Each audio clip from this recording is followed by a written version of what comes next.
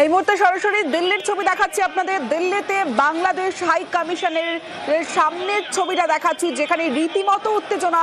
যে ছবি আপনারা এই মুহূর্তে দেখছেন, দিল্লিতে বাংলাদেশ হাই কমিশনের সামনে উত্তেজনা এবং বিশাল পুলিশ বাহিনী ঘটনাস্থলে। যে ছবি আপনাদের দেখাচ্ছি সরাসরি দিল্লি থেকে, সরাসরি যে ছবি আপনারা দেখছেন, দিল্লিতে উত্তেজনা, দিল্লিতে বাংলাদেশ হাই কমিশনের সামনে উত্তেজনা।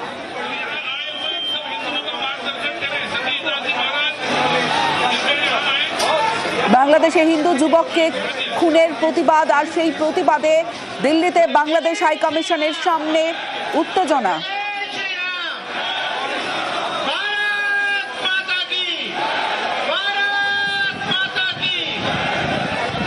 ব্যারিকেড ভাঙার চেষ্টা বিক্ষোভকারীদের। যে ছবি সরাসরি দেখছেন, ব্যারিকেড ভাঙার চেষ্টা করছেন বিক্ষোভকারীরা।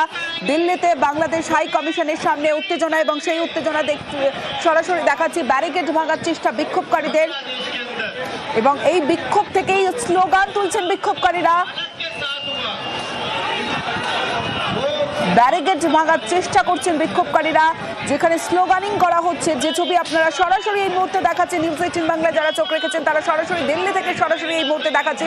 ব্যারিকেড ভাঙার চেষ্টা করছেন বিক্ষোভকারীরা এবং দিল্লিতে বাংলাদেশ হাই কমিশনের সামনে উত্তেজনা।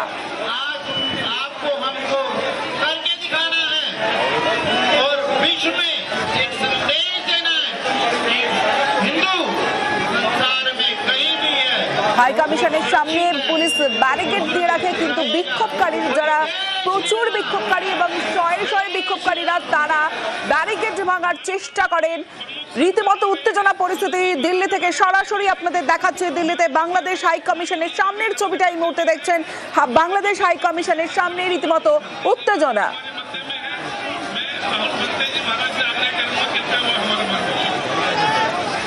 পোস্টার প্ল্যাকার্ড নিয়ে স্লোগানিং করছেন বিক্ষোভকারীরা, সেই ছবি আপনাদের দেখাচ্ছে। পুলিশ আটকালে রীতিমতো ব্যারিকেড ভাঙার চেষ্টা করেন বিক্ষোভকারীরা। সরাসরি আপনাদের দেখাচ্ছে দিল্লিতে বাংলাদেশ হাই কমিশনের সামনে যে পরিস্থিতির সৃষ্টি হয়েছে, সেই পরিস্থিতির ছবি দেখাচ্ছি আপনাদের।